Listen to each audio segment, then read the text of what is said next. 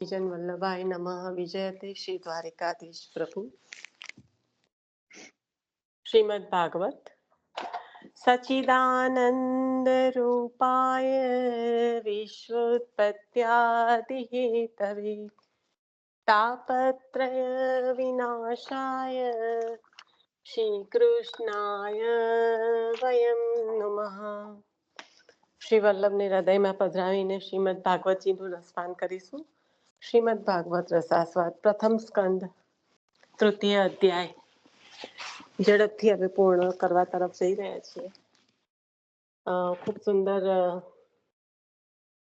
પ્રથમ સ્કંદમાં અને એમાં પણ આ અધ્યાયમાં જે બ્રહ્મનું સ્વરૂપ અને જીવનું સ્વરૂપ બતાવ્યું, ખૂબ સુંદર વર્ણન છે.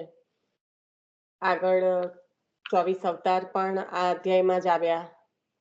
એમાં પણ જે બ્રહ્મનું વિરાટ સ્વરૂપ છે અને બ્રહ્માંડ રૂપી દેહ ધારણ કરેલું પ્રભુનું જે આદિનારાયણ સ્વરૂપ છે, ત્યાંથી લઈને કલ્કી અવતાર સુધીના અવતારોનું વર્ણન, એની સાથે સાથે શ્રી આચાર્ય ચરણના અષ્ટોત્તરશત નામ એટલે કે સકલ અવતાર, એ આટલા 24 અવતાર દરેક યુગોમાં થયા અને એક યુગમાં કલીમાં શ્રી પૂર્ણ પુરુષોત્તમ શ્રી કૃષ્ણ આશ્ચર્યરૂપ શ્રી વલ્લભે પ્રકટ થઈને જે કાર્યો કર્યા એની સાથેનું જે કહેવાય કે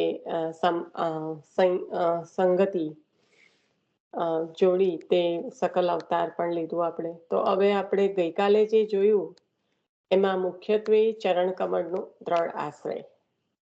એની આગળ આપણે જોઈ ગયા હતા જે જીવનું સ્વરૂપ છે એ, અને એમાં કહ્યું કે જ્યારે જીવને સ્વરૂપાનંદની એટલે કે સ્વરૂપની, પહેલા તો સ્વરૂપની સ્મૃતિ, પછી એ સ્વરૂપની સ્મૃતિ થયા પછી જે આનંદની પ્રાપ્તિ થાય એ સ્વરૂપ આનંદ. તો સ્વરૂપ સ્મૃતિ થવાનું મુખ્ય કારણ શું છે? કઈ સ્થિતિ સર્જાય ત્યારે જીવને સ્વસ્વરૂપનું જ્ઞાન થાય છે. એ તો ચરણારવિંદનો આશરાનું તો હજી આપણે લઈશું કોઈ પણ. હજી હું ગઈકાલે જે પ્રશ્ન પૂછ્યા હતા એના સંદર્ભમાં ફરી એકવાર એ સ્ટેપ્સ એટલે માયાને શાંત કરવી પડશે. માયાને શાંત કરવી પડશે.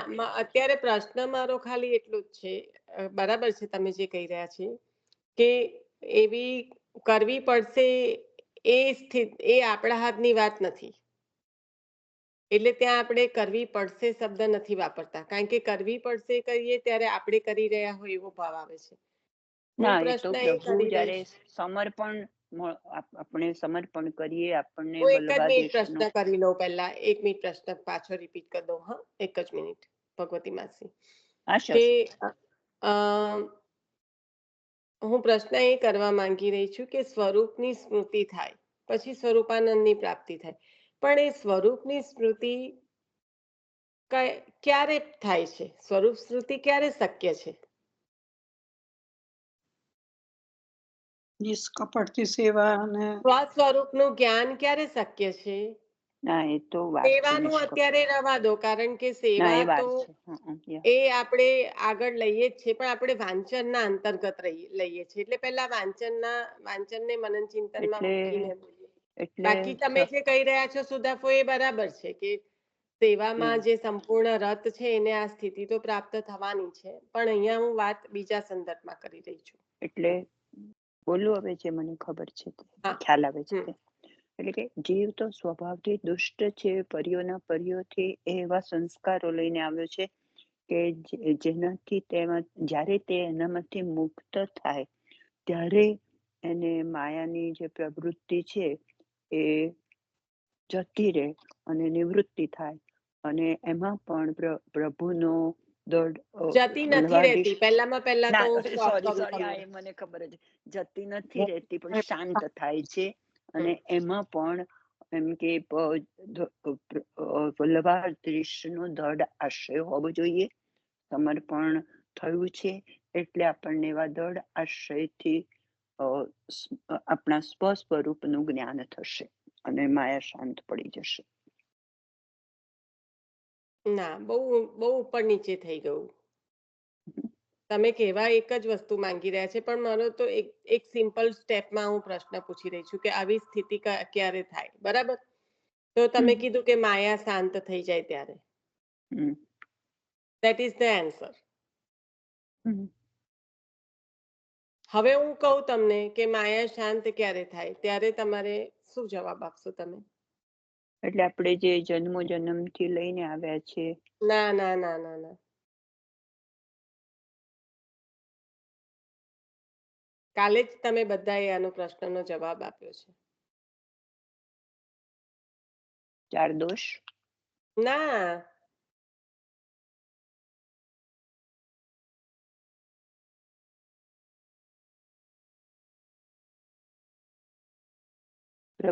પ્રભુથી જો વિમુખ થઈ ગયા હોઈએ તો જ આપણે. ના ના ના, હું ના એટલે પાડું છું કે તમે એ ડિરેક્શનમાં બંધ કરી દો વિચારવાનું. સ્વામી અને સેવક નો સંબંધ થાય ત્યારે નું દાન થાય એવું. સ્વામી અને કાલે 3 પગથિયા કીધા હતા, એના આગળના દિવસે 3 કીધા હતા, એના આગળના દિવસે આ લિટરલી 4th ડે છે આપણો, પણ વચ્ચે વીકેન્ડ આવી ગયું. Sorry about that. રતિ ગતિ ને રતિ મતિ ને મેં ગતિ. ખાલી એટલું જ પૂછ્યું તમને લોકોને પ્રશ્ન. પહેલા તો એવો પ્રશ્ન પૂછ્યો કે સ્વરૂપની સ્મૃતિ ક્યારે થાય, તો કે હા માયા શાંત થઈ જાય ત્યારે મતિ રૂપા થાય, અને મતિ રૂપા થાય ત્યારે સ્વરૂપની સ્મૃતિ થાય. કારણ કે મતિ રૂપા થવાથી હવે થયું શું, બધી બંધી ઇન્દ્રિયો પ્રભુમાં લાગી ગઈ. મતિ રૂપા એટલે શું કે હવે આપણા પર બીજા કોઈનું સામ્રાજ્ય છે નહીં. ના તો ઇન્દ્રિયોનું છે, ના તો મનનું છે, ના તો બુદ્ધિનું છે, ના તો અહંકારનું છે. કોઈ પણ સામ્રાજ્ય નથી. ફક્ત ને ફક્ત આપણામાં આપનું જ જીવનું સ્વયં એનું સામ્રાજ્ય છે. એ સ્થિતિમાં માયા શાંત થવાથી મતિ રૂપા થાય છે. માયા અને મતિ રૂપા થવાથી સ્વરૂપની સ્મૃતિ થાય છે. એની આ 3rd સ્ટેજ થયું. પેલું 2nd નો તમે જવાબ આપ્યો. હવે હું એની આગળનું પૂછી રહી છું, મતિ શાંત કેવી રીતે થાય, પણ પછી આ બધું પ્રશ્ન તો પછી આ બધું પ્રાપ્ત થશે, પણ એ શાંત તો થવી જોઈશે ને. નિશાબેન, માયાને પ્રભુના ચરણમાં મૂકી દઈએ ને વાળી દઈએ છે, એમને શાંત બસ હવે થઈ આપણે જાય. છે ને આપણા સ્વયંના વિચારો અંદર એડ કરી રહ્યા છીએ. બહુ સારી વાત છે, પણ ભાગવતજીમાં પ્રિસાઇઝલી શું આપણને આજ્ઞા એટલે કરી એ હું નિશા પૂછું એવું છે, હું એકવાર બોલી લઉં ખાલી. છું. જળ એક વાક્યથી વધારે નહીં થશે. હા, બરાબર છે, બોલો. જળ વસ્તુ જીવ ભગવાન તરીકે દેખાય અને સમજાય ત્યારે વિશારદ પ્રભુ નું આપણને માયાને શાંત કરે છે. કાલ એક જ માસી વાક્ય બોલ્યા હતા ને કીધું તમે. હતું મને. પણ બધું કાલે ભૂલી ગયા છે તમે. ભગવતી માસી કાલે તમે જ લીધું હતું. એટલું બધું છે ને કે આગળ પાછળ થઈ જાય. તમે બોલ્યા એટલે યાદ આવ્યું. જળ અને જીવ ભગવત રૂપ બની જાય. ભગવત રૂપ બને ત્યારે બસ એક જ છે કે સર્વત્ર, અથવા તો બીજે ભાષામાં બોલતા તો પણ ચાલતું, કે સર્વત્ર સાક્ષાત પ્રભુના દર્શન થાય. પ્રભુના દર્શન થાય. હવે સાક્ષાત સર્વત્ર પ્રભુ દેખાય એટલે જળ જીવ સર્વત્ર ભગવત રૂપ બની જાય તો જ એવું શક્ય બને. એવું થાય. સર્વમાં ભગવાન. જળ અને જીવમાં ભગવાન દેખાવા એ જુદી સ્થિતિ છે, અને જળ અને જીવ સર્વત્ર ભગવદ રૂપ બની જાય એ અલગ સ્થિતિ છે. અને એ સર્વાત્મ ભાવમાં પુષ્ટિ સર્વાત્મ ભાવ અને મર્યાદા સર્વાત્મ ભાવ સ્પીડ થાય છે. બરાબર છે. આનો બધાને સંપૂર્ણ ખ્યાલ આવી ગયો છે, હું ધારું છું ત્યાં સુધી. કેટલી વખત પણ બાપા, કે જળ અને જીવ સર્વમાં ભગવાન દેખાવા એ મર્યાદા સર્વાત્મ ભાવ છે, અને જળ જીવ સર્વત્ર ભગવદ રૂપ બની જવું એ પુષ્ટિ સર્વાત્મ ભાવ છે. ત્યાં પછી પ્રભુ સિવાય કઈ બીજું દ્રશ્યમાન જ નથી. બીજા કોઈની સ્થિતિ શક્ય જ નથી. વિસ્મરણ થઈ જશે. જો જે 3 પગથિયા કાલે લીધા હતા ને એ ફરી આજે પૂછ્યા. કેટલા જણને જવાબ આપવાનો અવકાશ નથી એ જરા મને કહેતા રહેજો. સંગીતાબેન, ખ્યાલ આવી ગયો? કારણ કે પ્રયત્ન કર્યો તો આપે. હા, સુધાફોઈ, હવે ખ્યાલ આવી ગયો ને? એટલે આપણે ભાગવતજીના અનુરૂપ મતલબ એવો થયો ને કે બધામાં ભગવાનને જોવાને. આના જવાબ ઘણા બધા હોઈ શકે, પણ આપણે ભાગવતજીના અનુરૂપ જે વાંચન કર્યું એના અનુરૂપ આપણે સમજીએ છીએ ને, એટલે હું એના અનુરૂપ જવાબની આશા રાખું છું. ખ્યાલ આવ્યો? બરાબર બરાબર. બાકી તમે લોકો જે કહેતા હતા કે ભગવાન પ્રભુના ચરણનો દ્રઢ આશ્રય, તો એના વગર તો બીજું કઈ શક્ય જ નથી. ઓકે, હવે આપણે વાંચનમાં જે કાલે લીધું હવે હતું એમાં આગળ વધીએ તો વિશ્વ રથનું રૂપક સમજાવવાનું છે. શું કહો છો? વિશ્વ રથનું રૂપક કાલે લીધું હતું ને આપણે. ઓકે, હવે કાલે આપણે જે વાંચન લીધું હતું એમાં મુખ્યત્વે એ બતાવ્યું કે જે પ્રભુની સેવા, પ્રભુના જનોની સેવા, એ આપણને લીલાના રહસ્યને પ્રાપ્ત કરાવવા વાળી છે. આ મુખ્ય કાલે જે વાંચન કર્યું તો એનો મુખ્ય મુદ્દો નિષ્કપટથી સેવા, નિષ્કપટથી ચરણારવિંદનો આશરો લેવાથી પ્રભુની લીલાના દર્શન થાય છે એમ. હા, કોઈ પણ પ્રકારના બરાબર. પ્રયોજન વિના, કોઈ એટલે પણ પ્રકારના સ્વાર્થ વિના. આમાં પેલું આવે ને અને રથના બે પૈડા છે, તે પૈડા એ પોતાની ધરી પર ચાલે છે. અને બીજા ઉપર જે રથમાં જે બેસે છે જે જીવ, બરાબર છે. એનું કશું જોઈ શકતો નથી. એ ફક્ત લૌકિક જ જોઈ શકે છે, લૌકિક સુખો જ જોઈ શકે. બ્રહ્મના સ્વરૂપને જોઈ શકતો નથી. બ્રહ્મના જે સ્વરૂપ ચક્રને એવી રીતે ચલાવી બ્રહ્મના રહ્યો છે. સ્વરૂપને ના જોઈ શકે. હા, બરાબર છે. એટલે આ રથ કયો હોય? કયો રથ કયો આ રથ છે? એને શું કહ્યું? વિશ્વરૂપ. એટલે કે જે જગત છે એની વાત કરી. હા, હવે આમાં શું ઊંડું મનન ચિંતન કર્યું છે નિશા? આમાં જે એમ કે વૃત્તિ ને અનુવૃત્તિ સમજાવી હતી. દાસજીનું વૈષ્ણવ કઈ બધું હજી જે અનુવૃત્તિ છે ત્યાં સુધી નથી પહોંચ્યા ભગવતી માસી. આપણે એમાં સુરદાસજી વૈષ્ણવ પધાર્યા હતા ને કૃષ્ણદાસ ભટ્ટ પધાર્યા હતા એમાં. બરાબર. કેમ પધાર્યા હતા કૃષ્ણ ભટ્ટજી? ચરણ સેવા. અને સુરદાસજી કેમ પધાર્યા હતા? દડઈને ચરણ અને કેરો ભરોસો. અંતરચક્ષુ. અંતરના ચક્ષુ હતા એમને, ને સુધાબેને જ કહેલું. એ બળનું નતું કશું જોઈ શકતા, અંદરના ચક્ષુ હતા, પ્રભુને જોઈ શકતા હતા સુરદાસજી.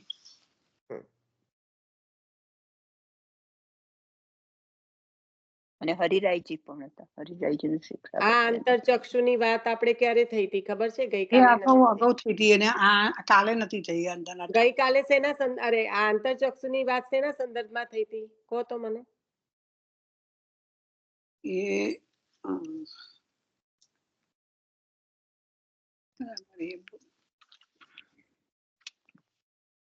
કાલે તો એટલા માટે વાત થઈ હતી કે દ્રઢઈને ચરણ અને કેરો ભરોસો. તો ચરણની સેવા, જેને ચરણ ઇન્દ્રિયોથી અગોચર છે એનાથી પણ.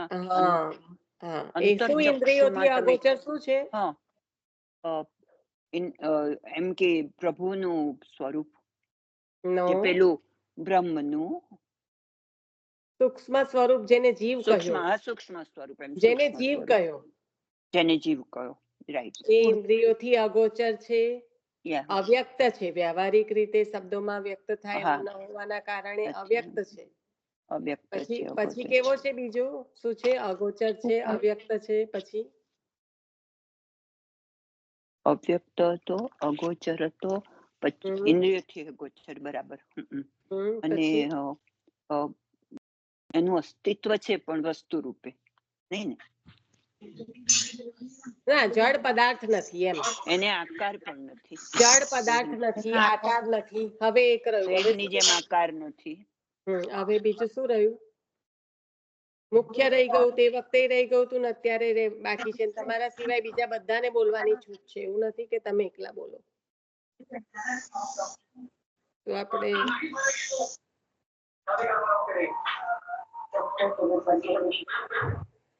કોઈ હું તમને મ્યુટ કરું છું, તમારા બેકગ્રાઉન્ડમાં અવાજ છે, બોલવું હોય ત્યારે અનમ્યુટ થાજો.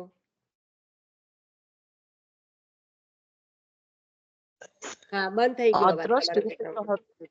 ફેર યાદ નથી આવતું તે. પડી તો ઊંઘી ગઈ હતી તે. ચલો, હું એક જ હવે વારંવાર એકના એક પ્રશ્નો આવે તો એના પર મનન ચિંતન થયું હોય તો ખ્યાલ આવે કે હવે હું શું પૂછું છું. એક જ રહી ગયું, ગયા વખતે જે રહી જાય એટલે તે પાછું ફરી રહી જાય એવું કેવી રીતે બને? હેતલ કોઈ બોલે છે, બોલવા દે.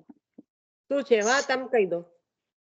એ નિસ્વભાવ નથી, એટલે ચેતન છે અને સ્વભાવ વાળું છે, માટે એટલા માટે. હા, એટલે જીવા સ્વભાવ દુષ્ટા એની પર વાત થઈ જીવા હતી ને. સ્વભાવ દુષ્ટા. કારણ કે નિસ્વભાવ નથી. અને એમાં પણ એવું આવ્યું હતું, જીવા સ્વભાવ દુષ્ટા, કારણ કે જન્મથી આ સ્વભાવને લઈને આવ્યો છે. એટલે બ્રહ્મ પણ નથી, જડ પણ નથી, એટલે જીવ છે. આ બધા કારણોના કારણે એને કહ્યું કે એ જીવ છે. ઓકે, ચાલો હવે સુરદાસજી નું આવી ગયું. કૃષ્ણ ભટ્ટજીનું જે ગઈકાલે લીધું હતું ચરણ સ્પર્શ કે થયા પછી ચરણ સ્પર્શ પ્રભુએ કરાયા એ પણ પ્રભુની લીલા, અને ચરણ સ્પર્શ થયા બાદ જે લીલાનું આપને વિનંતી કરી હતી દર્શન કરવા માટે, જે લીલાના એ લીલાના દર્શન સ્વયં શ્રી પ્રભુ ચરણે કરાવડાયા. તો આ જે કૃષ્ણ ભટ્ટજીનું આપણે ઉદાહરણ જ્યારે લીધું વાર્તાજીનું, ત્યારે એના પર ઊંડું હજી મનન ચિંતન કરીએ તો એવું કહ્યું કે ચરણ સ્પર્શ તો માખીઓ પણ કરે છે. એવું કહ્યું, બરાબર? એવું વાર્તાજીમાં સ્પષ્ટ એ છે. હવે આપણને આમ શબ્દોના અર્થમાં બહુ સારી રીતે સમજાઈ ગયું કે ચરણ સ્પર્શ તો માખી પણ કરે છે. હવે એનો ભાવાર્થ શું છે? જ્યારે આવું કહ્યું કે ચરણ સ્પર્શ તો માખી પણ કરે છે, એનો ભાવાર્થ આપણે જો એને સમજવાનો પ્રયત્ન કરીએ, ગોકુલનાથજી વિશેષમાં શું કહી રહ્યા છે આપણને, તો આ માખી એ લિટરલી આપણે એક માખી તરીકે ન સમજતા આપણે સમજીએ કે અજ્ઞાન જીવ છે, જે અજ્ઞાનતા જે જીવ ચરણ સ્પર્શ કરી જાય છે, તો એને જે ફળની પ્રાપ્તિ થવી જોઈએ ચરણ સ્પર્શ દ્વારા, ચરણારવિંદના દ્રઢ આશ્રય દ્વારા, એ પ્રાપ્તિ થતી નથી. બરાબર ને? આગળનામાં જો એની આગળનો જ ફકરો તમે રિમાઇન્ડ કરવાનો પ્રયત્ન કરો ભાગવતજીનો, તો જીવને શું કહ્યું? જીવ જંતુ છે એવું કહ્યું. જીવ જંતુ છે, અજ્ઞાન છે. કારણ કે આપણે કઈ મનુષ્ય દેહ ધારણ કરી લીધો એટલે કઈ બહુ બડી વાત નથી કરી લીધી. એ તો આપણને મળ્યું છે, ભાડા પર મળ્યું હોય મકાન, તો આપણે ખબર બહુ ખુશ નથી થતા, કારણ કે હજી પોતાનું થયું નથી ને, એનો જે એક અંદરથી એ હોય, હા અમારે છે, સારું છે, પણ ભાડાનું છે. આપણે નથી કહેતા એવું? અને આ ભાડાના પર આપણને બહુ ગર્વ, કારણ કે આપણું જ લાગે કે મેં કર્યું ને, મારું છે ને, હું કરું છું, એના પર આપણને બહુ ગર્વ. એટલે આ જે જીવ જંતુ કહ્યો, એટલે આ માખી અહીંયા આગળ જ્યારે કે છે, ત્યારે એ અજ્ઞાનતાવશ જે ચરણ સ્પર્શ કરી જાય છે, તો ના તો એને અધિકારની ખબર છે, ના તો એને પાત્રતાની ખબર છે. જ્યારે જીવનો અધિકાર થાય, જ્યારે જીવની પાત્રતા સર્જાય, ત્યારે પ્રભુ સ્વયં લીલા કરે છે. અને એ લીલા શું કરી પ્રભુએ? ત્યારે લીલા રસનો અનુભવ કરાયો. જ્યારે પાત્રતા સર્જાઈ ત્યારે પ્રભુએ શું લીલા કરી? સ્વયં પોતાનો ચરણારવિંદ આગળ ધર્યો. આ એક પ્રભુની લીલા છે ને. જ્યારે સ્વયં ચરણારવિંદને પ્રભુ આગળ કરીને કે લો કૃષ્ણ ભટ્ટ ચરણ સ્પર્શ કરો, તો એ કેટલી સુંદર લીલા છે પ્રભુની. જે બ્રહ્માંડનો નાયક છે, એ જેના ચરણોને પ્રાપ્ત કરવા દેવો, બ્રહ્માજી, જે બધાને દુર્લભ છે, એવા આ ચરણ ભગવદીયને પ્રાપ્ત થયા તો પણ કેવી રીતે થયા? સ્વયં પ્રભુએ ધરીને કહ્યું, સ્વયં પ્રભુએ આજ્ઞા કરી કે લો કૃષ્ણ ભટ્ટ, ચરણારવિંદના સ્પર્શ કરો.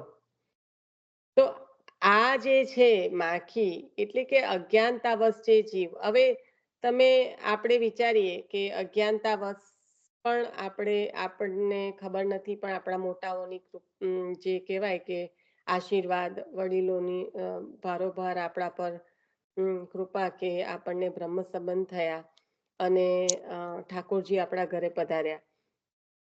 તો આ બધું આપણે માખીની જેમ થઈ ગયું. એટલે અહીંયા હું જ બોલું છું, મારા માટે એવું જ સમજજો. એ બધું અજ્ઞાનતાવશ થઈ ગયું.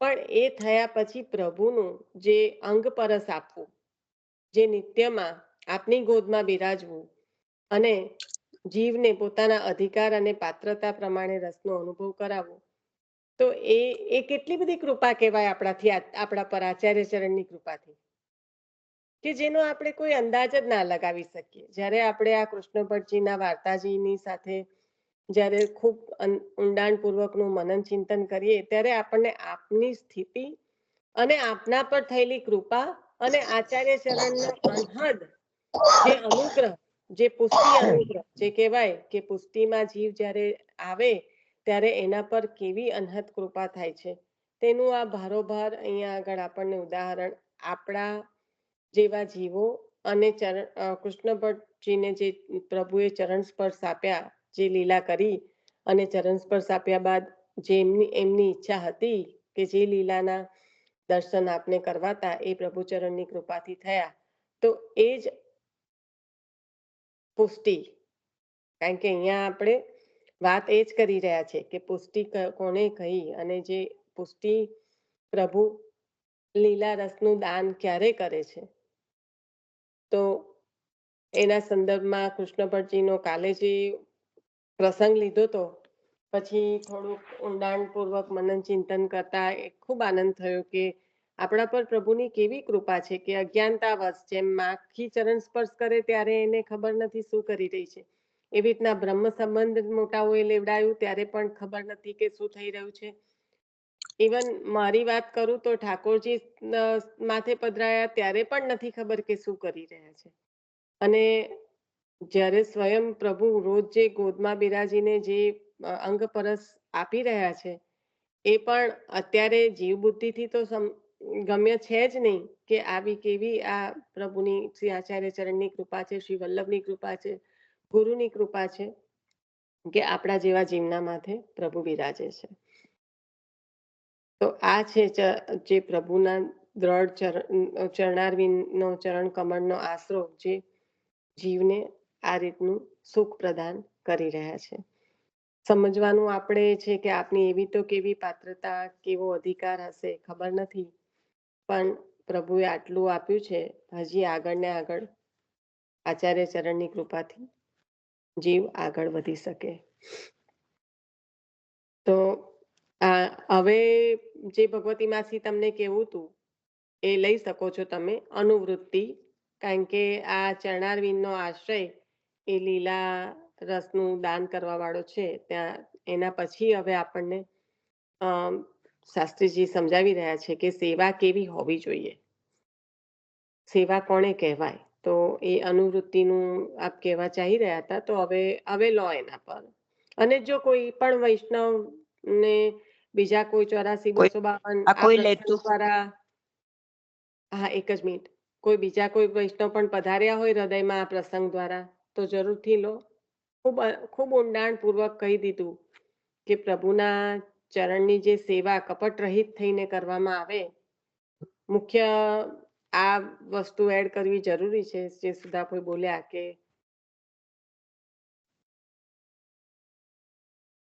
આખો એનો અર્થ જ બદલાઈ જાય છે, કારણ કે ત્યારે લીલા રસનું દાન પ્રભુને કરવાની જરૂર પણ નથી રહેતી. જે જીવ માંગે એ આપી દે રમકડું, એટલે પ્રભુ છૂટા ને જીવે છૂટો. તો કોઈ પણ વૈષ્ણવ હજી હૃદયમાં પધાર્યા હોય તો જરૂરથી લો, નહીં તો ભગવતી માસી તમે આગળ વધશો. તમને જે અનુવૃત્તિ લેવું છે એ લઈ લો ટૂંકાણમાં. એટલે ભગવાનની ભગવાનની સેવા આપણે કોઈ પણ પ્રકારના કપટ વિના અને સતત જો કર્યા કરીએ તો એ જ લીલાનું રહસ્ય સમજી શકે છે એ. અને જો આપણામાં માયા હોય, કપટ હોય તો પ્રભુ પ્રસન્ન નહીં થાય. અને આપણને લીલાનું રહસ્ય પણ સમજ ના પડે. એટલે પ્રભુની પ્રસન્નતા માટે જ્યારે સેવા કરીએ ત્યારે એ આપણે અને સતત નિરંતર કરીએ એવી સેવાને અનુવૃત્તિ કહે છે. હવે મને એવું યાદ આવેલું, કપટ માટે થઈને આપણાથી મંગલાચરણનું એક છે તે લઈ શકાય, એક શુદ્ધ પ્રભુ સ્થાપ્યો ન ચાતુર્યમ પ્રયોજકમ. તો જ અંતર્યામી સમસ્તાનામ ભાવમ જાનાતિ માનસમ, રાઈટ? એ આવશે એટલે આપણા પ્રભુ અંતર્યામી છે. જો ખબર છે કે અંતર્યામી છે હૃદયમાં આ છે, આ જોઈએ, એટલે જ આપણે હમણાં જે વાત કરી કે આ જોઈએ છે તો બહુ સારું છે. એ જોઈએ છે એના ભાવને હૃદયમાં સ્વાર્થ પરાયણ સેવા થઈ રહી છે તો પ્રભુ એ મેળવી પણ આપે. એટલે પ્રભુ છૂટા, કારણ કે લીલા રસનું દાન કરવાનું અઘરું છે. આ બધું તો પ્રભુ માટે પળમાં થઈ જાય એવું છે કે ભાઈ તારી આટલી ઈચ્છા છે, પૂર્ણ થઈ જશે. જો લીલા રસનું દાન પ્રભુને કરવાનું હોય તો પછી જીવને તપાવે છે. તો પછી એવું થાય છે કે એવા સંજોગો પણ ઉભા થાય છે કે કદાચ એવું પણ લાગે કે આ જીવને આવી કેવી બાહ્ય રીતે જે બીજાને દેખાય એવી પરિસ્થિતિ કે આની સાથે આવું કેવું થયું, આવું શું થયું. પણ પ્રભુ તો એને તપાવી રહ્યો છે ને એ જીવ પણ પોતે પ્રભુના શરણમાં ચરણારવિંદનો એટલો દ્રઢ આશ્રય છે કે એને જે બાહ્ય રીતે દેખાતી બીજાને પરિસ્થિતિ છે એનો સ્પર્શ એને તો થતો પણ નથી, જીવને પોતાને તો. કારણ કે એ તપી રહેલો જીવ તો પ્રભુના આ લીલા રસના અનુભવ માટે નો જે તૈયારી કહેવાય, પ્રભુ જે કરાવી રહ્યા છે એની પાસે, એ કરી રહ્યો છે. એટલે એને એ બાહ્ય રીતે દેખાતી પરિસ્થિતિનો સ્પર્શ પણ નથી થતો. અને તમે જે કીધું કે સેવામાં અહર્નિશ હોય, નિષ્કપટ, એ રીતે એમાં જ અનુવૃત્તિ, વૃત્તિ એટલે ઈચ્છા, અને અનુ એટલે અનુસરીને. તો પ્રભુની ઈચ્છાને અનુસરીને જ્યારે સેવા કરવામાં આવે ત્યારે અનુવૃત્તિ કહેવાય છે. અને એ સેવા જ ફળરૂપ છે.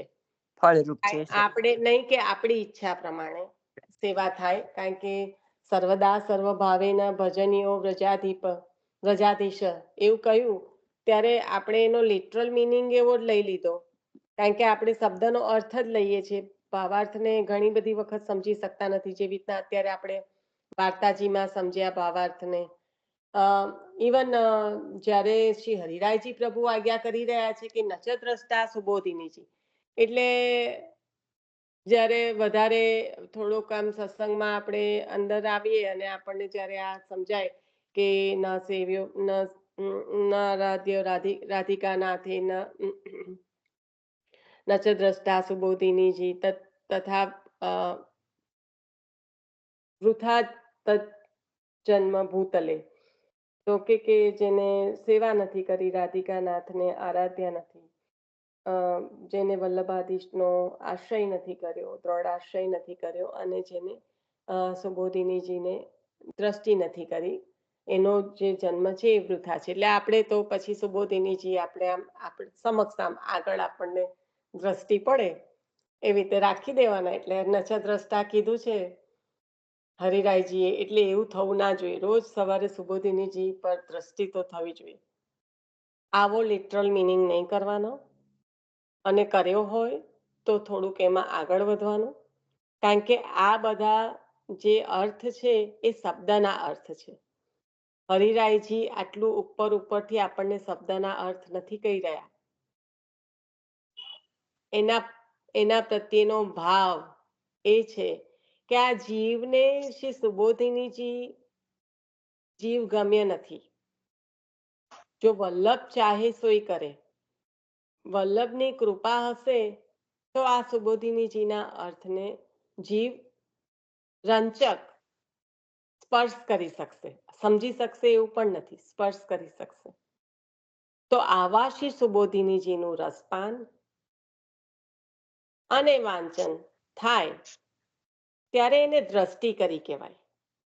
આ દ્રષ્ટિ એટલે આંખોથી સુબોધિનીજીના કવરના પેજને એક વખત આમ જોઈ લીધા એ દ્રષ્ટિની વાત નથી કરી રહ્યા અહીંયા આગળ.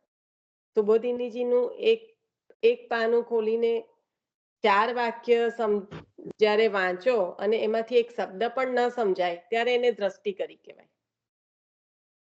કારણ કે એક નાનામાં નાનું લૌકિક એક્ઝામ્પલ કે ચલો સૌભાગ સૂટની સામગ્રી છે, અત્યંત ઉત્તમ સામગ્રી છે, પ્રભુને સોહાય એવી, અને એને કોઈ દિવસ આપણે લીધી ના હોય પ્રસાદીમાં તો લેવામાં આવે તો આટલા જે 16 શૃંગાર વાળી સામગ્રી, જે કામ કહેવાય કે ઉદ્દીપન, પ્રભુને ઉદ્દીપનમાં લાવવા વાળી, જેમ કામનો રંગ કાળો એવી રીતના આ સામગ્રીનો રંગ પણ શ્યામ હોય છે અને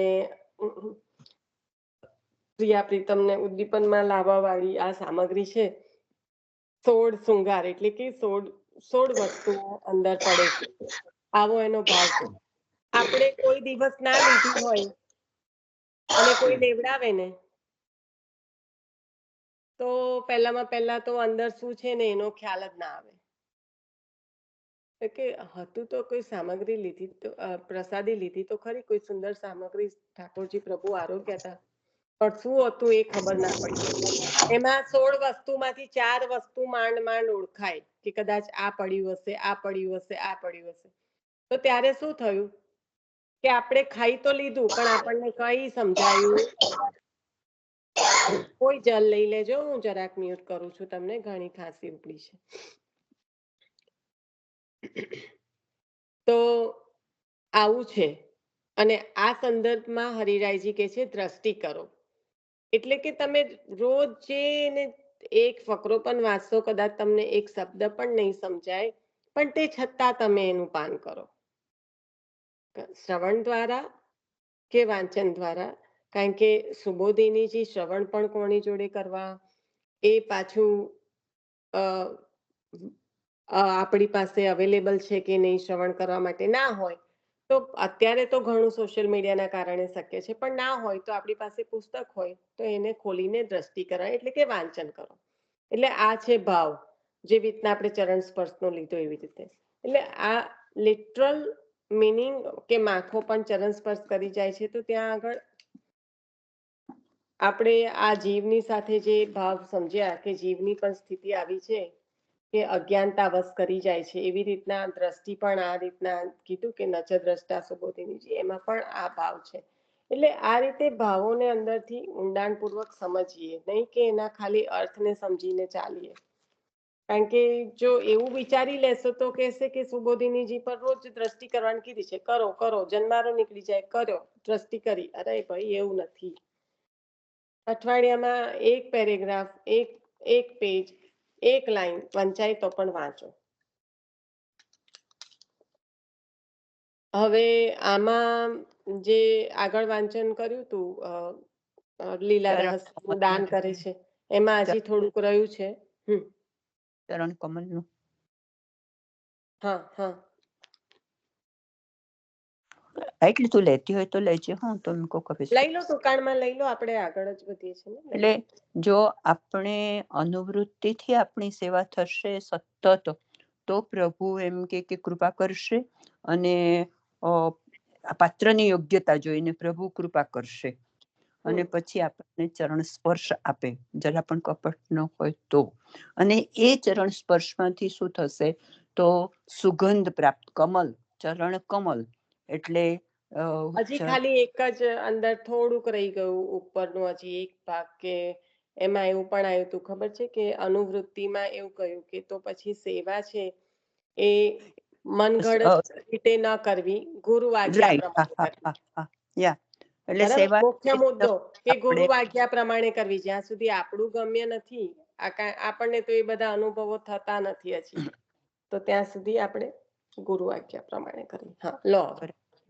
અને એવું પણ હતું કે સ્વભાવને, સંજોગોને, સ્વજનને, આ બધાને એમ કે અનુકૂળ થઈને ન કર, શરીરને આ બધાને અનુકૂળ થઈને ના કરવી, એમ કે હા, એટલે અનુકૂળ થઈને કરવાનું આચાર્ય ચરણની આજ્ઞા છે, પણ અહીંયા આગળ કહેવાનો મતલબ એવો છે, અનુકૂળ ન થઈને એનો મતલબ કે ચલો ભાઈ આજે મારી પાસે બહુ ટાઈમ છે તો આજે મેં 4 મેવા સિદ્ધ કર્યા અને 2 સામગ્રી સિદ્ધ કરી, કાલે મારી જોડે બિલકુલ ટાઈમ નથી તો મારાથી મેં મિશ્રી ધરાઈ દીધી, તો આ રીતે ના થાય કે પોતાનો મન પ્રેરણા કરત કરે ને જો એ પ્રમાણે ના થાય તો ગુરુની આજ્ઞા પ્રમાણે કરવું. ગુરુની આજ્ઞાથી કરીએ તો જો પ્રેરણા પ્રમાણે, પ્રેરણા તો ક્યારે થાય, બહુ આગળની સ્થિતિ છે, એટલે જો એ પ્રમાણે ન થતું હોય તો ગુરુ આજ્ઞા પ્રમાણે કરવી, અને એમાં પછી જે નેક હોય એ પ્રમાણે તો કરવું પડે. એવું નહીં કે આજે મારી પાસે ટાઈમ છે તો 10 મિનિટ કરી ને કાલે ટાઈમ છે તો 4 કલાક કરી, એવી રીતના ન થાય. એ રીતે એટલા એના સંદર્ભમાં ભગવતી માસી આ રીતે કીધું કે અનુકૂળ એટલે આ બધું અનુકૂળ કરવા જાઓ તો સેવામાં ઘણી ઉપર નીચે થઈ જાય ને. અનુકૂળ તો થવાનું કીધું જ છે બાકી, કારણ કે અક્લિષ્ટ વસ્તુ પ્રભુને ધરી શકાય. અક્લિષ્ટ એટલે કે ક્લેશ રહિત. જો આપની સેવાથી સ્વજનોમાં ક્લેશ થતો હોય, કુટુંબમાં એવી પરિસ્થિતિ સર્જાતી હોય તો ત્યાં આચાર્ય ચરણ કહે છે કે એ સેવા પ્રભુ અંગીકાર કરતા નથી. પ્રભુ અક્લિષ્ટ વસ્તુના ભોગતા છે, એટલે કે ક્લેશ રહિત. જ્યારે કોઈ વસ્તુ પણ લેવા ગયા હોય બજારમાં અને દરેકની સ્થિતિ અલગ અલગ હોય, વસ્તુ ખૂબ ગમી જાય પણ એનો ભાવ વધારે હોય, પછી આનાકાની કરાઈ હોય કે હવે આ ભાવ ઓછો કરો, માર તો પ્રભુને ધરાવી છે, તમે ઓછા કરો, આમ તો કઈ નહીં, મારા માટે થોડું છે, ભગવાન માટે છે, જરા ઓછા કરી આપો ને. પછી નામ નહીં દેવાનું. હા, ત્યાં પ્રભુનું નામ પણ આવી ગયું. પછી જે વ્યક્તિ આપી રહ્યો છે એના મનમાં પણ ક્લેશ ઉત્પન્ન થયો છે કે આ મારે તો નતું આપવું આટલા ભાવમાં, પણ આવું ભગવાનનું નામ દીધું એટલે મારે આપવું પડ્યું. તો આવું ક્લેશયુક્ત વસ્તુ પ્રભુ અંગીકાર કરતા નથી.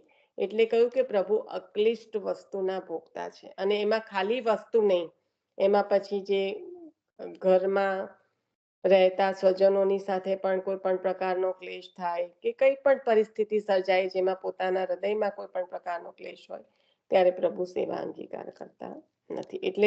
એટલે આચાર્ય ચરણે જે સર્વદા સર્વભાવેના ભજનીય વ્રજાતિ પર, એટલે ત્યારે એવું આપ્યું કે કોઈ પણ પરિસ્થિતિ હોય તો પણ તમે એ રીતે પોતાના ભાવથી પ્રભુને ભજી શકો છો. એટલે આટલો આમાં ભેદ છે. અહીંયા ભાગવતજીમાં કીધું એ રીતે કીધું કે બધું અનુકૂળ કરવા રહેશો તો સેવામાં જે થવું જોઈએ એ નહીં થાય, અને આચાર્ય ચરણે જે દ્રષ્ટિથી કીધું અનુકૂળતા, એ અક્લિષ્ટ ભાવના લીધે કહ્યું. બરાબર.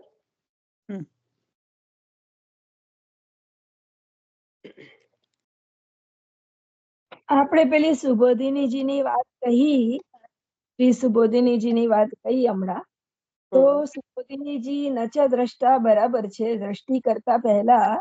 એટલે સુબોધિનીજીમાં એવું નહીં કે સુબોધિનીજીની દ્રષ્ટિ કરવી છે એટલે, પણ એની આગળ જે સમજવાનું છે કે પ્રોસેસ છે કે ભાઈ પહેલા આ વાંચન કરો, પછી આ સમજો, પછી જેમ કે આપણે કરીએ છીએ શ્રીમદ ભાગવતજી વાંચન કરીશું એ મૂળ છે, ગીતાજી વાંચન કરીશું એ મૂળ છે. એ મૂળ તત્વ સમજ્યા પછી મહાપ્રભુજી તત્વાર્ધિક નિબંધ વગેરે ગ્રંથો કહે છે, તો એ ગ્રંથોનું શ્રવણ કર્યા પછી શ્રી સુબોધિનીજીમાં પ્રવેશ કરવું. એટલે સુબોધિનીજીમાં પ્રવેશ કરવા માટે એનો અર્થ પણ એવો થાય છે કે એક એક પછી એનું પ્રોસેસ પૂર્ણ કરવું અને પછી એમાં સ્ટેપ કરવું. એટલે સુબોધિનીજીની દ્રષ્ટિ કરવાની જે શ્રી હરિરાય ચરણ આપણને સમજાવી રહ્યા છે એ આ હેતુથી કે સમજીને એક એક પગલું ભરીને પછી છેવટે જે સમજવાનું છે એ આપણે શ્રી સુબોધિનીજી છે. ખાલી એટલું એડ કરવા માંગતી હતી હું, એટલે લીધું. એનો એમ રાખવાનો છે ને, એવું કહેવા માંગુ છું હું પણ. કારણ કે દ્રષ્ટિ કરીને જો લિટરલ મીનિંગ લઈ લેશો તો આખી જિંદગી દ્રષ્ટિ જ થશે, પણ એવી રીતે દ્રષ્ટિ કરવાનું નથી કીધું. જો મને સુબોધિનીજીને હૃદયમાં ઉતારવાનો, મને રંજક પણ એને સ્પર્શ કરવાનો ભાવ છે તો હું આ પ્રોસેસમાંથી પાસ થઈશ. રાઈટ. પગથિયા ચડીને, પગથિયા જે છે એક એક પછી એક એક ચડીને છેલ્લે કહ્યું કે શ્રી સુબોધિનીજીમાં પ્રવેશ કરો. હા, પણ પ્રવેશમાં પણ હજી દ્રષ્ટા જ કહ્યું છે. કેમ દ્રષ્ટિ કહ્યું? કારણ કે જીવ ગમ્ય નથી. એટલે આટલું બધું સમજ્યા પછી પણ સુબોધિનીજી સમજાઈ જશે એની કોઈ એ નથી. આ તો આચાર્ય ચરણની ફક્ત કૃપા ને કૃપાથી જ સમજાશે. હા, શ્રી આચાર્ય ચરણ શ્રી આપણે અમને પણ શું કહેવાય, શ્રી ગુસાઈજી પ્રભુ ચરણ એને પણ ના પાડે છે ને કે આપ એનો અર્થઘટન કર્યું તો ના પાડી દીધી ને કે આપ નહીં એને બહાર પાડો એમ. કારણ કે શ્રી આચાર્ય ચરણ જ આપની વાણી અને આપ જ દ્વારા એ આપનું જ છે. તો એ તો આપણે કઈ સમજવા બેસીશું. પણ દ્રષ્ટિ કરવાનું બી એટલે કહ્યું કે આટલું કરીને પણ આપણે દ્રષ્ટિ કરીએ, પણ એની અંદર આચાર્ય ચરણને આપણે સમજીને આચાર્ય ચરણની જે રચનાઓ છે એ સમજીને એનું પગથિયું ચડીએ, એમાં બધું જ આવી ગયું. સમસ્ત બધું જ 16 ગ્રંથ આવી ગયા. જે પણ આપણે કહીએ છીએ, જે પણ ગ્રંથ બધા જે પીરસ્યા છે એ બધા ગ્રંથ, પણ પ્રથમ જે આપણે કરી રહ્યા છે શ્રીમદ ભાગવતજી શ્રવણ, શ્રીમદ ભાગવતજી હૃદયારૂઢ, શ્રીમદ ગીતાજી છે થોડીક હૃદયારૂઢ, એના પછી જ આમાં પ્રવેશ ઉપરથી નિબંધ અર્થ પ્રકરણ, એ નિબંધ અર્થ પ્રકરણ સમજ્યા પછી શ્રી સુબોધિનીજીમાં પ્રવેશ થાય. અને પછી શ્રી સુબોધિનીજી ઉપર દ્રષ્ટિ કરવી એટલે કે એનું થોડું ઘણું જે હૃદયમાં પીરસી શકાય તો વાંચન કરાય. ભલે 2 શબ્દ. અને પ્રકાશ છે, ઘણા બધા પ્રકાશક એટલે પ્રકાશ છે, પ્રકાશ નામનો ગ્રંથ આપણે લાલુ ભટ્ટજીનો ગ્રંથ છે. અને એમને જે ગ્રંથ રચના કરી છે એને સમજવાના માટે એ સમજીને જ સુબોધિનીજીમાં પ્રવેશ થાય, અથવા સુબોધિનીજી સાથે લઈને એ ગ્રંથને સમજવું. હું તો સાથે લઈને માનું છું. મારો તો દ્રષ્ટિ એટલે મારો તો કહેવાનો પૂરેપૂરો તાત્પર્ય આ જ છે કે ના સમજાય તો પણ 2 કારિકા પણ વાંચો. કારણ કે એ આચાર્ય ચરણની કૃપાને પ્રાપ્ત કરાવવા વાળું છે. અમારા સંખેડામાં તો એવી ડોસીઓ હતી ને કે જેમને એ અક્ષર જ્ઞાન પણ નહીં હતું. સુબોધિનીજીના એના પર હાથ ફેરવતા હતા, શ્લોક પર, કારિકા પર હાથ ફેરવતા હતા, એ વાંચતા થઈ ગયા. એટલે અમે તો જોયું છે આ બેન, ક્રમે તો કેટલા ક્રમો ચડશો. જે આજ્ઞા કરી છે એનો ભાવાર્થ એ છે કે દ્રષ્ટિ કરો એટલે કે એના 2 શ્લોકનું વાંચન. આપણે રોજે 1 શ્લોક તો બોલીએ છીએ. નમામિ હૃદય એશે સે કારિકા જ છે શ્રી સુબોધિનીજીના. એટલે મારો કહેવાનો ભાવાર્થ એ છે કે ભાવ જે આચાર્ય હરિરાયજી પ્રભુ ચરણનો છે એ સમજવાનો છે કે દ્રષ્ટિ એટલે લિટરલ આંખોથી જોવું. એ દ્રષ્ટિની વાત અહીંયા નથી થઈ રહી. વાંચો તો એક દિવસ કૃપા થશે એમ. 2 કારિકા પણ આપણે કરી શકીએ. વાંચતો તો એક દિવસ તમારી પર મહાપ્રભુજીની કૃપા થશે એમ. હા, અજ્ઞાનથી પણ વાંચો એમ. હા, એવું જેવી રીતના સેવા પધરાઈ ત્યારે જે અજ્ઞાનતા હતી, પછી ધીમે જે આપ સેવા કરી શીખવે શ્રી હરિ, એટલે ધીમે પ્રભુની જ કૃપાથી સમજાયું. એવી રીતના કારિકાને વાંચન કરી શકાય. એવું જરૂરી નથી કે મેં ભાગવતજી હજી તો હું પ્રથમ સ્કંદના ભાગવતજી કરી રહી છું અને હું 1 કારિકા 2 કારિકા રોજે ના કરી શકું. કરી શકાય. કારિકા અર્થ સહિત આપેલા હોય છે. એવા પુસ્તકો છે જેમાં કારિકા અર્થ સહિત આપેલા. ખાલી 1 કારિકા વાંચીને એનો અર્થ પણ વાંચી શકાય. વૈભવીબેન, આપણે આ બધું જ કરીને પછી એના પર આવીશું એવી રીતના રાહ જોવાનું આપણને નથી કહ્યું. એટલે આપણને નિત્યમાં કરવાનું કીધું, અને નિત્યમાં ભાગવતજી પણ કહ્યું. રાઈટ? આજે વાંચવાનું નથી બકા? વાંચી લઈએ ને. હવે થઈ ગયું આપણું રિવિઝન. આપણી પાસે ટાઈમ થોડો જ છે. હવે 10 મિનિટ છે. ભક્તિ પક્ષ ને જ્ઞાન પક્ષનું જે આપણને કહ્યું હતું કે હૃદયમાં પ્રભુ જ્યારે સ્વેચ્છાથી બિરાજે ત્યારે જે ભગવતી માસીએ કીધું કે ચરણ કમલ, એટલે પ્રભુનું ચરણ કમલથી એનું સેવન કરવાથી આપણને ચરણ કમલના સેવનથી જે સુગંધ પ્રાપ્ત થાય, તો જેના હૃદયમાં પ્રભુ સ્વેચ્છાથી બિરાજે છે એની બાહ્ય ઇન્દ્રિયો એ ગંધથી અંતઃ પ્રવિષ્ટ થઈ જાય છે. એટલે કે પછી અંતઃ પ્રવિષ્ટ થવું એનો મતલબ કે બાહ્ય અનુસંધાન રહેતું નથી.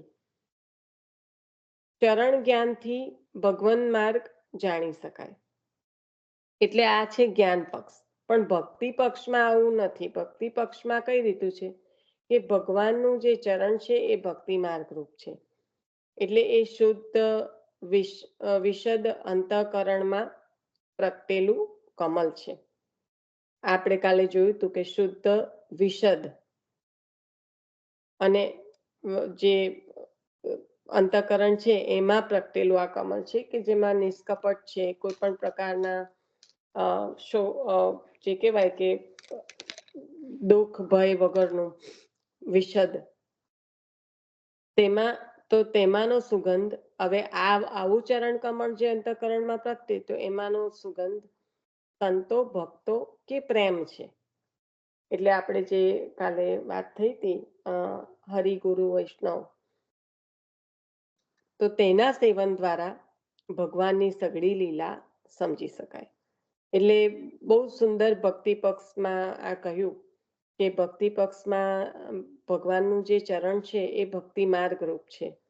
એટલે હવે આ જે ચરણ ભક્તિ માર્ગ રૂપ છે એ શુદ્ધ વિશદ અંતઃકરણમાં પ્રગટેલું કમલ છે. અને એમાંનો સુગંધ, હવે એ કમલમાં જે સુગંધ છે એ સંતો, ભક્તો કે પ્રેમ છે. અને એનું સેવન કરવામાં જ્યારે આવે એટલે કે સંતો આપણે ગુરુ પદે જાણી શકીએ, ભક્તો એ વૈષ્ણવ, અને કમલાજીને યાદ કર્યા હતા. અને પ્રેમ એ સ્વયં શ્રી કૃષ્ણચંદ્ર.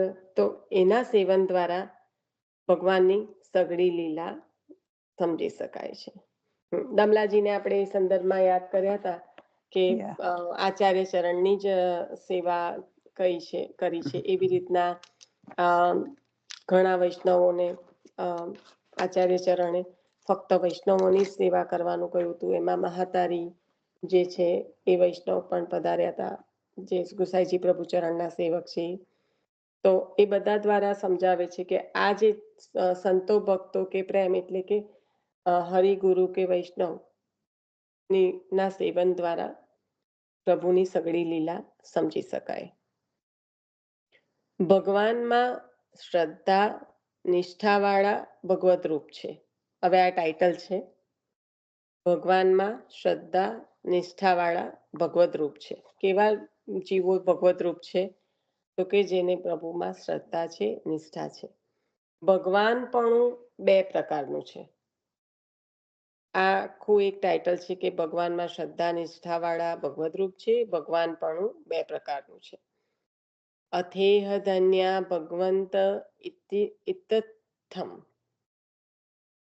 ઇત્થમ એ પછી ત અડધો છે અને પછી થની ઉપર મીંડું છે. અથેય ધન્યા ભગવંત ઇત્થમ કહીને શ્રુતે ઋષિઓને ધન્યવાદ આપ્યા. પ્રભુ સંબંધી પ્રશ્નો પ્રભુમાં નિષ્ઠાના સૂચક છે. જેને પ્રભુમાં નિષ્ઠા હોય તે પ્રભુનું સ્વરૂપ છે. પ્રભુ નિષ્ઠાવાળા પ્રભુમય છે. તેથી ભગવંત એટલે કે હે ભગવાનો કહીને સંબોધે છે. ભગવાન પોતાના સામર્થ્યને જેનામાં પધરાવે એ ભગવાન જ કહેવાય. શ્રદ્ધા રૂપે ઋષિઓમાં ભગવાન વિરાજતા હતા, એટલે સુતે ઋષિઓને એવું સંબોધન કર્યું. આપણે આગળ પણ જોઈ ગયા કે આ 24 અવતાર સિવાય પણ જે મનુઓ, ઋષિઓ, પ્રજાપતિઓ જે બધા છે એ પણ ભગવાનના જ અવતારો છે. તો અહીંયા ભગવાન કઈ રીતે ઋષિઓને કહ્યા? કારણ કે એમની નિષ્ઠા ફક્ત ને ફક્ત પ્રભુમાં છે. જેની નિષ્ઠા પ્રભુમાં છે એનું સ્વરૂપ પણ પ્રભુનું થઈ જાય છે. એટલે પ્રભુમય હોય જે એના માટે પ્રભુ નિષ્ઠાવાળા જે પ્રભુમય છે એવા જે ઋષિઓ છે આ એટલે ભગવંત કહીને સંબોધે છે.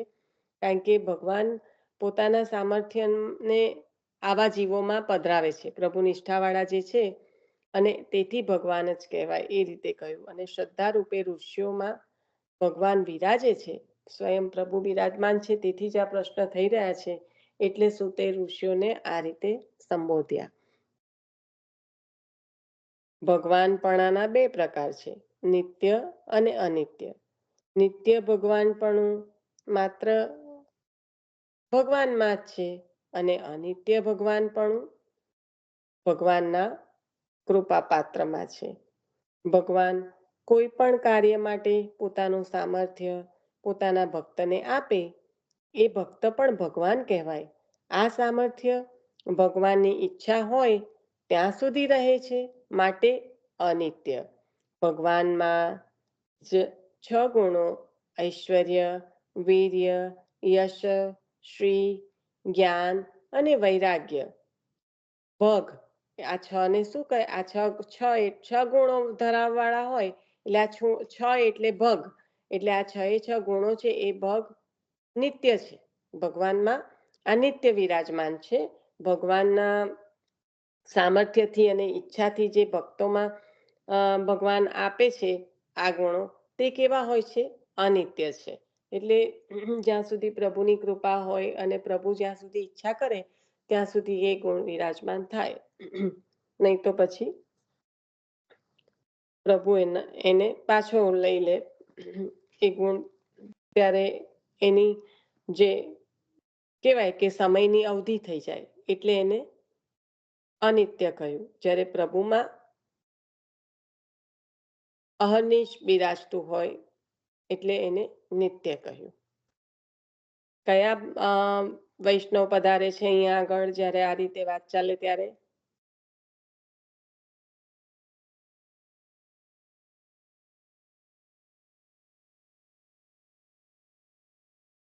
વાસુદેવદાસ છગડા. વાસુદેવદાસ છગડા, બરાબર ને? 6 ગુણો સહિત વિરાજમાન હતા. ચાચાજી જે કીધું કે અષ્ટાક્ષર બોલતા બોલતા અહીંયા હું જે જ્યાં પગ મૂકું ત્યાં પાછળ પાછળ ચાલો, તો જળ પરથી ચાલી ગયા હતા. હવે એવું તો ક્યારે શક્ય બને? અને પેલા વૈષ્ણવ કરવા ગયા તો ડૂબવા માંડ્યા કે હું અષ્ટાક્ષર બોલું છું. પણ એ અષ્ટાક્ષર એમને ફલિત થયો છે. અને એ ફલિત થતા એ ભગવદીયમાં ભગવાનપણું એટલે કે ભગવાનમાં જે સામર્થ્ય છે એ સામર્થ્ય પ્રભુ એનામાં પણ પધરાવે છે. અને તેથી એ જલ પર ચાલી શક્યા. કારણ કે અને એનું ઉદાહરણ સ્પષ્ટ કરાવવા માટે આ પ્રભુચરણે કહ્યું કે જાઓ, ચાચાજી વિશ્રામ કરી રહ્યા છે, જાઓ. તો જુએ છે કે ચાચાજી તો વિશ્રામ કરતા હતા, પણ એમના શ્વાસમાંથી શેનો ધ્વનિ સંભળાયો? અષ્ટાક્ષરનો. તો આ છે કે અષ્ટાક્ષર આપને ફલિત થયો છે.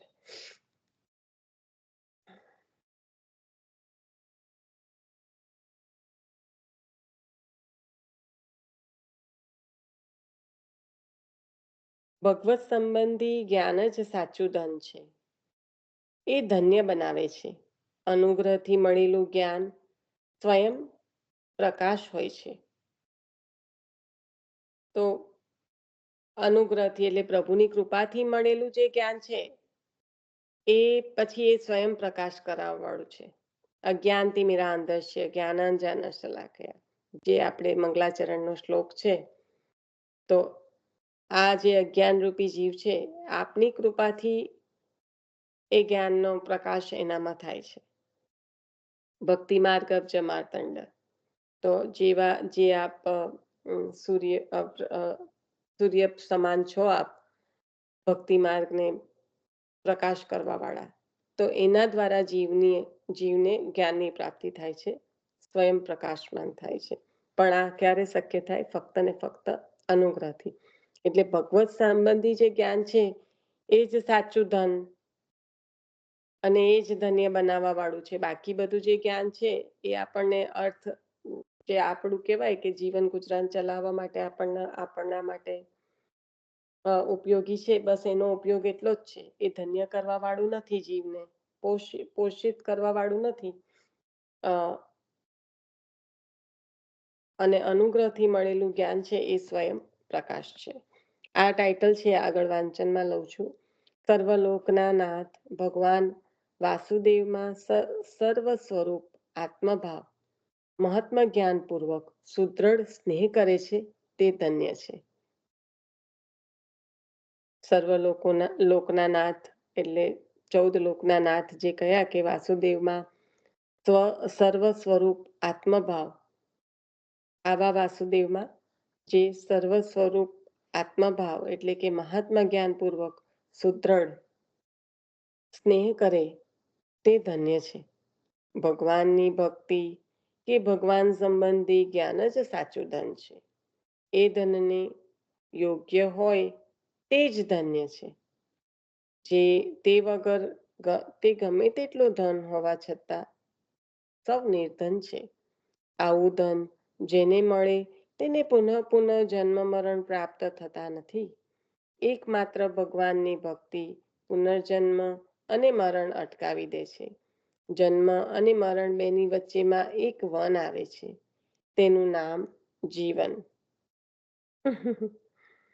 એ વનમાં અનેક આપત્તિ આવે. જન્મ્યા પછી જીવનરૂપ વનમાંથી પસાર થવાનું, પછી મરવાનું. આ બધું અત્યંત કઠિન છે. તેથી તે ઉગ્ર છે, વ્યગ્ર બનાવે છે.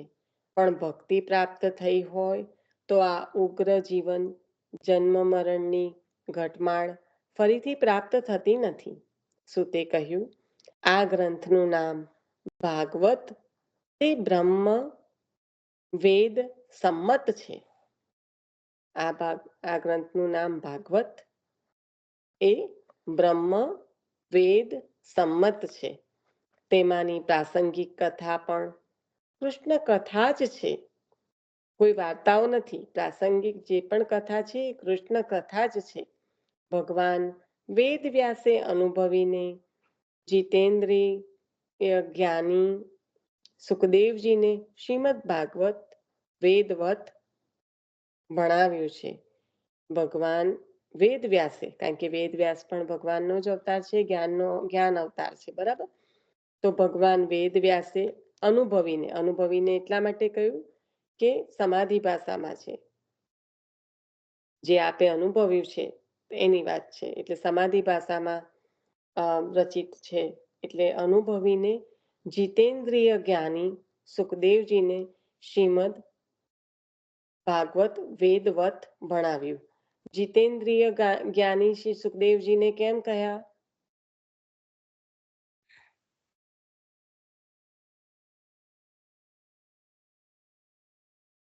એમણે બધી ઇન્દ્રિયોને જીતી હતી એટલા માટે તો પહેલા જ્યારે એ પોતે પોતાના નગ્ન વેશમાં ભાગ્યા હતા ત્યારે પેલું એ પ્રસંગ કે પેલી પનિહારીઓ હતી ગોવા ઉપર, એમને જોઈ અને પ્રણામ કરવાનું મન થયું ત્યારે વ્યાસજી એમ કહ્યું કે મને એમ કે નથી આ રીતે જોતા લોકો, પણ એમ કે મારા પુત્ર આ વેશમાં ગયો છતાં પણ, એટલે જીતેન્દ્રિય.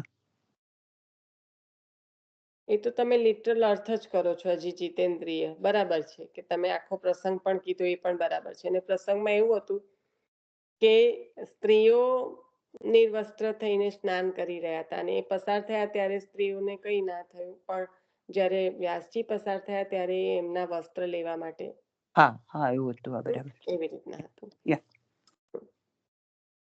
પણ એટલે એમને શું જીતેન્દ્રિય પણ શબ્દ એ પર્ટિક્યુલર માંગી રહી છું કે એમને વૈરાગ્ય દ્રઢ છે. બરાબર. એટલે એના કારણે ઇન્દ્રિયો પર વિજય છે. તો જીતેન્દ્રિય જ્ઞાની શ્રી સુખદેવજીને શ્રીમદ ભાગવત વેદવત ભણાવ્યું છે. સર્વવેદ ઇતિહાસના સારરૂપ શ્રીમદ ભાગવત શ્રી સુખદેવજીએ ગંગા નદીના કિનારે શ્રેષ્ઠ ઋષિઓથી વીંટળાયેલા અંત પર્યંત અન્ન જળ છોડીને બેઠેલા પરીક્ષિત મહારાજને સંભળાવ્યું છે. ઇતિહાસના સારરૂપ આ ભાગવતજી કઈ રીતે? તો કે સર્વવેદ ઇતિહાસના સારરૂપ શ્રીમદ ભાગવતજી શ્રી સુખદેવજીએ ગંગા નદીના કિનારે શ્રેષ્ઠ ઋષિઓથી વીંટળાયેલા અંત પર્યંત અન્ન જળનો ત્યાગ કરીને બેઠેલા શ્રી પરીક્ષિત મહારાજને સંભળાવ્યું. એ વખતે હું ત્યાં ગયો. શ્રી સુખદેવજીએ કૃપા કરી, તેથી આ ભાગવત મને મળ્યું. અભ્યાસથી સામાન્ય રીતે જ્ઞાન મળે, અનુગ્રહપૂર્વક મળે તે સ્વયં પ્રકાશ જ્ઞાન મળે. સ્વપ્રકાશિત થઈ જાય પછી અનુગ્રહથી મળે તો. સુખદેવજી પાસેથી હું જે સાંભળી, ભણી, પ્રાપ્ત કરી આવ્યો છું એ હું જેવું જાણું છું એવું અને જેવું સમજુ છું એવું મારી બુદ્ધિ પ્રમાણે તમને સંભળાવીશ. મને આવડે છે એમ કહે તો અભિમાન આવે, જ્ઞાનના પ્રકાશમાં અંજાઈ જવાય, દીનતા હોય તો તેમાંથી બચી જવાય. અહીં સુતે દીનતા બતાવી. શ્રી ભાગવત પુરાણ સૂર્યરૂપ છે. હમણાં જે આપણે ભક્તિ માર્ગ માર્તંડ જે શ્રી આચાર્ય ચરણનું સ્વરૂપ કહ્યું એવી રીતના અહીંયા આગળ હવે ટાઇટલ આવે છે. અહીંયા જે સુતજીએ આખો પ્રસંગ કહ્યો કે પોતે દીનતા પ્રકટ કરી, કારણ કે જો હું જાણું છું એવો ભાવ આવે તો ક્યાં ને ક્યાંક અહંકાર આવી જાય અને એ અહંકાર જ્ઞાનના પ્રકાશને બુઝાવી શકે. એટલે ત્યાં આગળ દીનતા મહત્વની છે. ખૂબ સારી રીતે અહીંયા બતાવ્યું. જે દીનતા નો આપણને હરિરાયજી પ્રભુ શિક્ષાપત્રમાં શિક્ષા આપી રહ્યા છે, કારણ કે એ જ પ્રભુને પ્રાપ્ત કરવાનું એક પગથિયું છે. નિસાધનતા, દીનતા અને વિરહ થી પ્રભુની પ્રાપ્તિ થાય છે. આપણને હરિરાયજી પ્રભુએ જે પગથિયા આપ્યા છે. તો અહીંયા આગળ આ દીનતા હશે તો જ પ્રભુની વાણી, જે સુખદેવજીએ જે વર્ણન કર્યું છે એ વાણીને સુંદર રીતે આ ઋષિઓને આપી શકશે. શ્રી ભાગવત પુરાણ રૂપ સૂર્ય છે. અહીંયા ટાઇટલ છે શ્રી ભાગવત પુરાણ રૂપ સૂર્ય છે. કેવો સૂર્ય છે? તો કે પુરાણ રૂપ સૂર્ય છે. ઉત્તમ પુરુષોની વિનંતીથી જ શ્રી ભાગવત સંભળાવાય. એનો અધિકાર પણ કેવી રીતે બતાવે છે ને કેવું સુંદર રીતે એ દીનતાનો અહીંયા સ્પર્શ કરાયો કે ઉત્તમ પુરુષોની વિનંતીથી જ શ્રી ભાગવત સંભળાવાય, નહીં તો સંભળાવાય પણ નહીં. એટલે કે આપણને કે છે પ્રકટ કિયે રસ જાય. પ્રકટ કિયે તો અહીંયા બેઠું બેસી જાય છે. પ્રકટ કિયે રસ જાય. કારણ કે અગર કોઈને એની ઉત્સુકતા છે, અગર એમાં કોઈને નિષ્ઠા છે તો જરૂરથી કહો. પણ જ્યાં ત્યાં પેલું કે ને વલ્લભ નામ અગાધ જહાં તહાં મતી બોલ, હરિજન ગ્રાહક મિલે તા આગે તું ખોલ. એ હરિરાયજી જે આજ્ઞા કરી રહ્યા છે તો જ્યાં ત્યાં ના બોલો.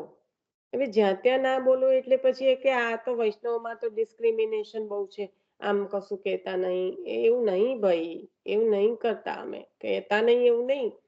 બધી જગ્યાએ કહેવા જઈએ, જો ના સમજી શકીએ એવા આગળ કહો તો ત્યાં આગળ એ બંનેનો બગાડ કરવા વાળું છે, કહેનારનો અને સાંભળનારનો.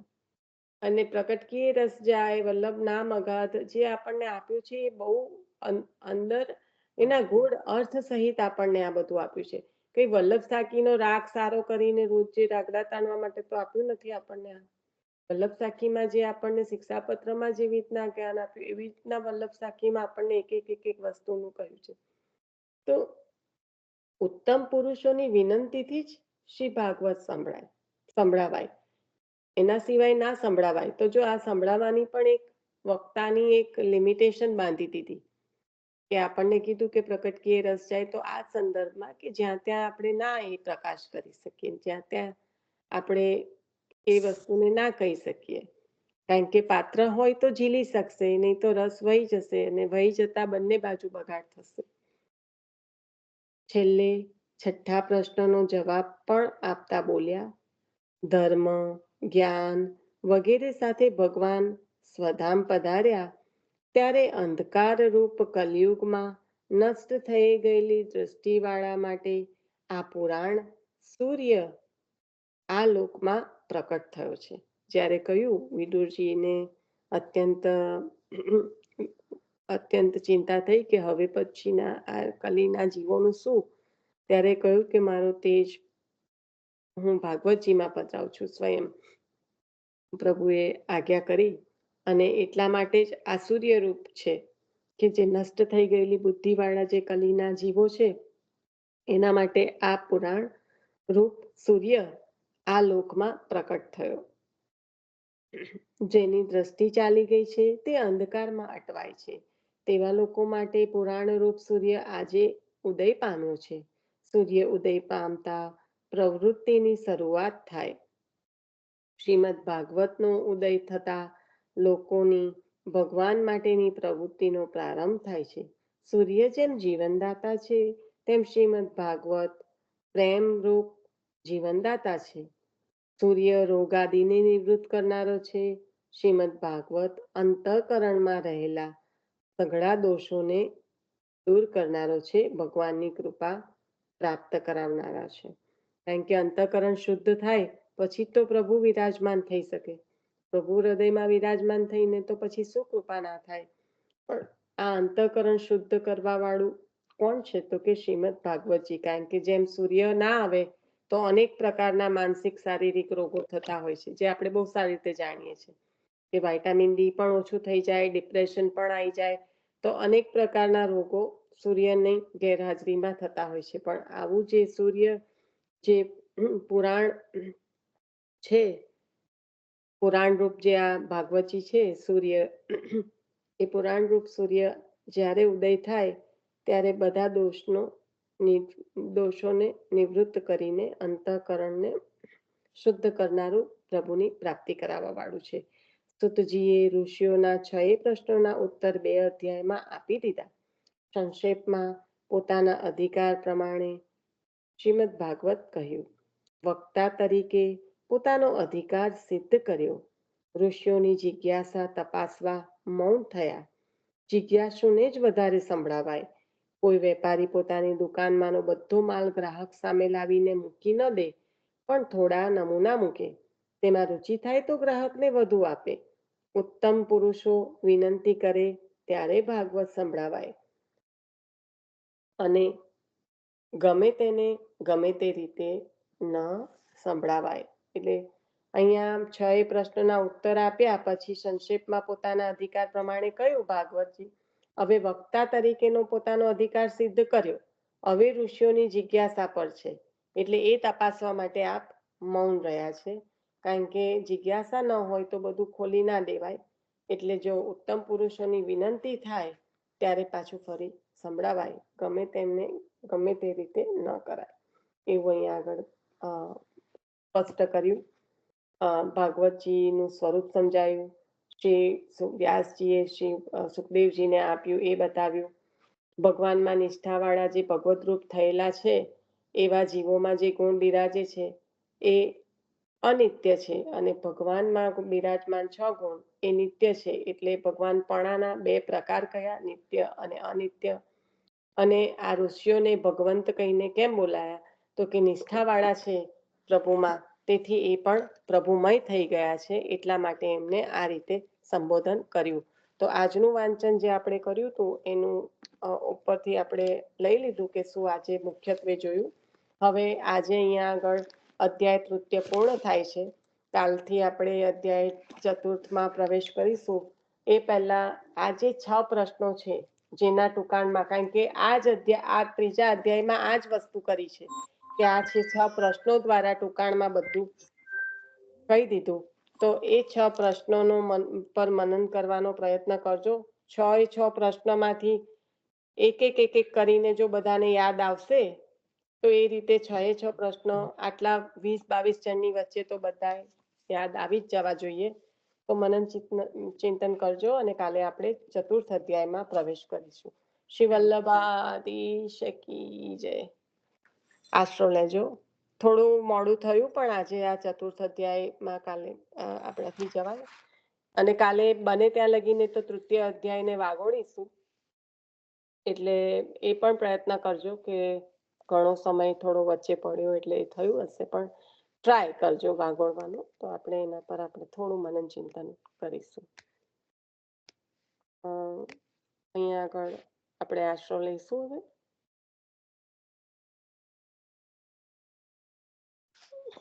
હું લઈ લઉં. હા.